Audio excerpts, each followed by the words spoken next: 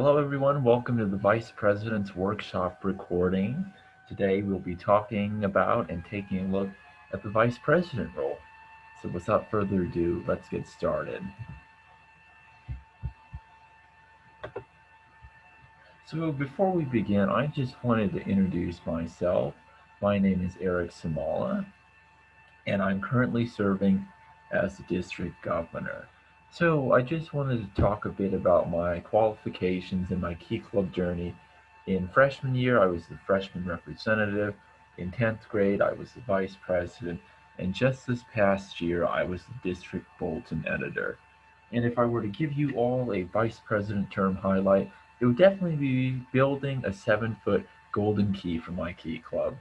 It took 2 weeks or so, a lot of investment, a lot of time into it, but in the end, it came out wonderfully. And a fun fact about myself is that I am trilingual. So the goal of this presentation isn't to get to know me, but it's to get to know about the vice presidency role. So let's get started. So let's take a look at the vice president's briefing and let's go through all these files and take a look at what this role really entails. Because in all frankness, this is probably the most ambiguous role. It changes and it really differs. So let's take a look. Let's take a look at some common themes and whatnot. But before we do so, let me take a moment to congratulate you on becoming the vice president. It is such an incredible experience. I cannot stress that enough because there's so many things you learn. You have the opportunity to expand your management and team leadership skills. You learn how to guide a team. You learn how to build a strong team dynamic. And this is because of you being the vice president. Now, there are some concessions that you have to make. If you really love the spotlight, you will not be the face of the club. That is the responsibility reserved to the president. But you are the behind the scenes facilitator. You're ensuring that things are working well behind the scenes, ensuring that things are moving along behind the scenes. That is your role, and it's a really important role. Now, I just wanted to add a little personal anecdote in terms of how the vice presidency role has been fundamental in my development as a leader. First, it strengthened my communication skills. I can tell you I wasn't the most outgoing, and I'm still not the most outgoing, but I've learned some communication tips and tricks through being a vice president, gaining confidence in sending out those emails and hosting presentations and being able to walk up to somebody and express my ideas and my beliefs and visions to them and have a discussion about it. The next is formulating some reasonable ideas. It's important that you are a visionary, but you need to be a visionary within reason. And you need to be able to understand what resources do you have and how can you mobilize them in an efficient and effective manner. And lastly, you learn how to inspire others with your passion and ambition. As vice president, I boosted our membership from 30 to 80 members because I was able to channel what I believed in to other folks. So, to state, I really believe this is the best job. And if I had the opportunity, I would take this job again. And I hope that you all are just as enthusiastic as I am about this position. But now let's get into the nitty gritty. Let's take a look at what this role really entails. So let's get started. But wait, I have a disclaimer. Now, I wanted to make this statement before we really delve into this role and discuss that the vice presidency role and the expectations that your club might put on the role will be different from what I'm saying. So let me just make the statement that it vice president expectations will vary from club to club. Take what I have to say with a grain of salt. If you want to try it, please feel free to try it. If you don't want to try a few things, that's also fine. But just listen to this. This has been a presentation that has collected a variety of interpretations of this role and has put it into this one presentation. So think about these things and think about what I'm discussing and see if you are interested in pursuing it. So without further ado, now we will officially start. Alrighty. So I want to state that the first theme that we are going to look at is support. as a vice president, you are a pillar to the officer team. You are there to support the team. And I'm going to talk about a few things that the vice president could do in supporting the officer team. The first thing is formulating meeting agendas with the president. When I was vice president, I used to call my president on the Monday before the Tuesday of our meeting. And it's really important that you do so, that both of you are aware of what's going on, both of you are communicating with one another and planning what is going on at the meeting so that you can split the work during the presentation time. And this takes us to the second point, in that you work with the president to lead the meeting, whether it be seeing if members have any questions or presenting things after the president. Those are things that you need to do because you and the president are a dynamic duo. You are both the executives that oversee your officer team. And it's important that you both support all of your officers and chairs in executing their roles. Make sure that you are checking in with all your officers and seeing if they have any questions or areas where you can assist them in deviating some of the pressure or providing resources that they might not have. And lastly, as the bow tie to this fall, is that as the vice president, you're working behind the scenes to ensure that things are moving along. You are reaching out to folks. You are seeing if those goals and tasks are being met and accomplished. And if they're not, find ways that you can integrate yourself so that you can assist these folks in completing what they have to complete.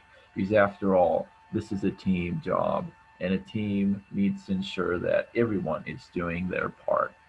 So let's go on to the second theme, and that is always ready. As the vice president, I think this is probably the thing that really characterizes your term, is that this position is you being on your heels and always being ready to strike into action. And let's talk about some possible things that might come up that might force you to spring into action and have to think on the spot. The first is you have to fill in for those absent officers in meetings and activities. If somebody is not there, make sure you're filling in for them. And I'll talk a bit about the presidency role, but let's take a look at the secretary. If the secretary is not there, it is usually you that fills in to take the minutes. Or if the chair is not there, you need to fill in and lead that meeting. If officers don't show up to activities, you need to be there to supervise. So those are some of the miscellaneous type of things that you've got to do. The next thing is, and this is mainly specific to the president, if the president is unable to attend your meeting, make sure you're ready to lead the meeting. And whether that be the club or officer meeting, and it's important that you and the president are always communicating so that you are not lost when you have to lead that meeting. And the next portion is overseeing the committees and ensuring that the directives are being met. As usually what clubs do with the vice presidency is have them chair all the committees. So you're constantly attending the committee meetings and reaching out to the chairs to see if they need support. So make sure you're keeping in close relationship to see that the club directives are being met within that committee. And the last thing is, it's not anyone's favorite, but it will come up at some point in time, is that you need to be able to mediate and resolve conflicts within the club. And it's important that you have the support of the advisor and the vice president in doing so. Make sure, just as a remark to make, that you are impartial, that you're neutral, and that you allow all parties to voice their concerns. That is the most crucial thing of being able to mediate and resolve conflicts in providing a unbiased outsider's perspective. And lastly, the last theme of this all is cohesion. As the vice president, you're doing all the behind the scenes work, but you also, at the same time, are constantly checking in with the officer team dynamic. And let's talk about a few things that you are doing to support your team. First, you're fostering officer team unity. And I'm going to talk about this more in a social aspect, in that it's important that we're high schoolers. We're here to do work, but we're also here to have fun. Use social activities such as game nights or just casual hangouts to ensure that your officer team can rely on one another, can speak openly with one another. Those are important things that your team needs to have. And this next point, and I'm going to look at this more in a workplace dynamic, is that you construct a supportive and dynamic environment where there are open channels of communication, where these officers feel like they can reach out to you, communicate with you if they have questions. You should not be intimidating to your officers. You should be looked at as another one of them, a peer, a colleague. Those are some things that you want to try to foster as a vice president. Next, and this third point kind of combines the first two, in that you should always check in on your officers. There are certain periods in the school year where things get hectic or things get a bit crazy. Check in on them, see if you need to do their work for them or find other ways to assist them. And the last point, the most important point, is building those Kiwanis family relationships. Please ensure that you're reaching out to your Kiwanis advisors and your Kiwanis club, inviting them to your meetings, asking help if you need it, and whatnot. The picture that I'm showing is my Kiwanis advisor and a few Kiwanians in the club. They have been very supportive and very helpful to my club. They've given us grants, they've funded trips for us.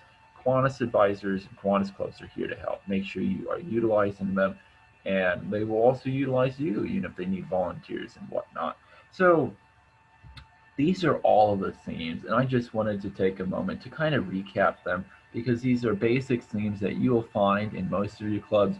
You might not do all of these roles, but these themes are most likely apparent in your clubs. The first is support. You are here to support all of the officers on the executive team, whether that be through checking in, asking if they need help, shifting pressure away from another chair to another chair, those types of things. The second is being always ready. You will always need to be ready to tackle shifting circumstances and problems.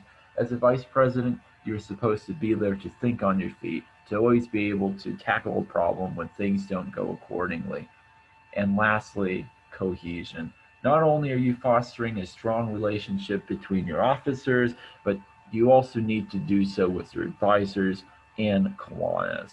So these are the main themes that I wanted to touch on this presentation. And now let's go on to the fun portion of this recorded presentation and take a look at some scenarios. So let's test out your leadership skills based on what I have told you today, based on what you know as a leader. Let's talk about how you can apply some of these scenarios into the real world.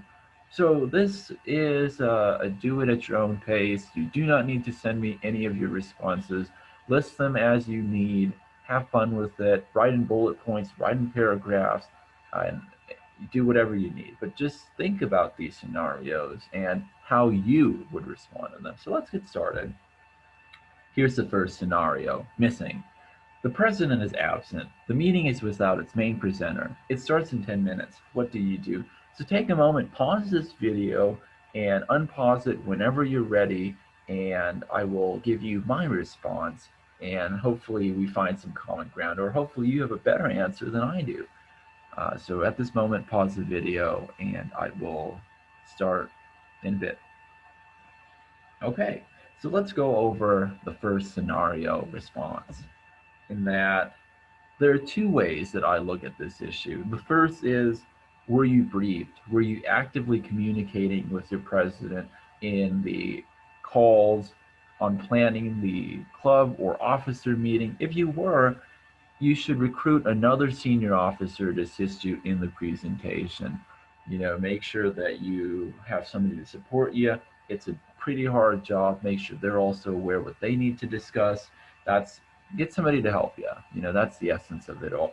But the fun one is that if you're unsure, and if you and the president didn't have a discussion about what was to happen this day at that meeting, then this is where the impromptu kind of thinking comes in, is that stall for time with icebreakers and social activities. Have another officer lead your club through a fun activity, a nice little debate, until you and another senior officer come up with a plan with the advisor, and that you can present it and go along with it smoothly. Also enlist your advisor and have them assist you in this process as well.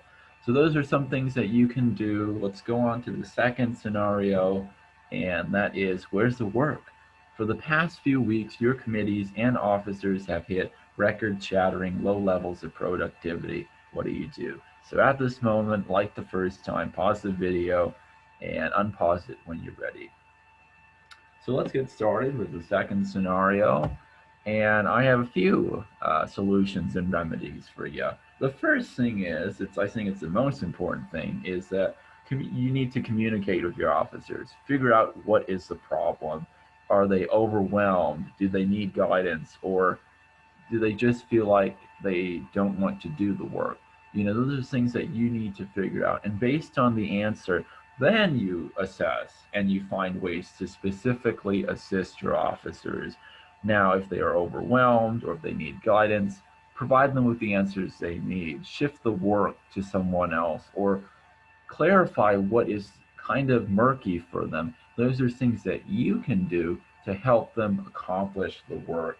And the last point is, set those goals, set those deadlines, make sure they're clear, make sure your expectations are clear after you have made a plan of intervention for your officer.